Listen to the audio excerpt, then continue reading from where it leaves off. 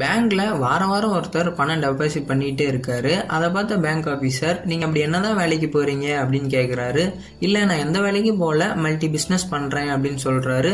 சரி, இதுல ஒரு சைன் பண்ணுங்க அப்படின்னு சொல்லிட்டு ஒரு ஃபார்ம் தராரு. அதை வாங்கி பார்த்துட்டு அவரு, இல்லை நான் கை நாட்டு அப்படிங்கிறாரு. என்ன சொல்றீங்க, படிக்காம எவ்வளவு சம்பாதிக்கிறீங்கன்னா அப்ப படிச்சிருந்தா எவ்வளவு சம்பாதிப்பீங்க? இல்லை, நான் படிக்காதனாலதான் எவ்வளவு சம்பாதிக்கிறேன். ஒரு கோவில்ல ஒரு பையன் மணி அடிக்கிற வேலை பார்த்துட்டு இருக்கான். அங்க இருக்கிற ஒருத்தர் அவனை கூப்பிட்டு, நீ இன்னும் எத்தனை நாளைக்கு தான் இந்த கோவில்லே மணி அடிக்கிற வேலை பார்த்துட்டு இருப்ப, நீ போயிட்டு படி, நான் உனக்கு 3 மாசம் டைம் தரேன், அதுக்குள்ள நீ தமிழாவது எழுத படிக்க கத்துட்டு வா அப்படின்னு சொல்றாரு. சரிங்கன்னு சொல்லிட்டு அவனும் கிளம்பி போறான். 3 மாசம் ட்ரை பண்றான். ஆனா அவனால எதுவுமே படிக்க முடியல. திரும்பவும் 3 மாசம் கழிச்சு அதே கோயிலுக்கு போறான். போயிட்டு அவரை பார்க்குறான். இல்லை, என்னால் எதுவுமே படிக்க முடியல அப்படின்னு சொல்கிறான்.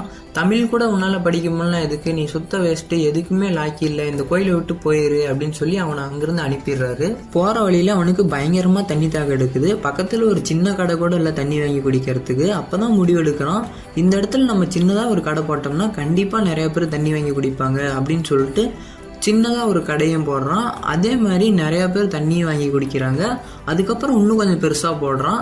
அதுக்கப்புறம் இன்னும் கொஞ்சம் பெருசாக போடுறான். அப்புறம் ஒரு டிபார்ட்மெண்ட் ஸ்டோர் ஓப்பன் பண்ணுறான். இன்னொரு டிபார்ட்மெண்ட் ஸ்டோரையும் ஓப்பன் பண்ணுறான். அப்புறம் ஒரு பெரிய துணி கடையும் வச்சிடறான். ஆரம்பத்தில் பேங்க்ல நிறையா பணம் டெபாசிட் பண்ணவர் தான் இந்த பையன். அன்னைக்கு இவர் படிக்காதனால தான் இன்னைக்கு இவ்வளோ பெரிய ஆளாக இருக்காரு. அதனால நான் உங்களை படிக்க வேணான்னு சொல்லலை. சரியான நேரத்தில் சரியான முடிவு எடுத்தீங்கன்னா உங்களால் முடியாதது எதுவுமே இல்லை. மறக்காமல் நம்ம சேனலை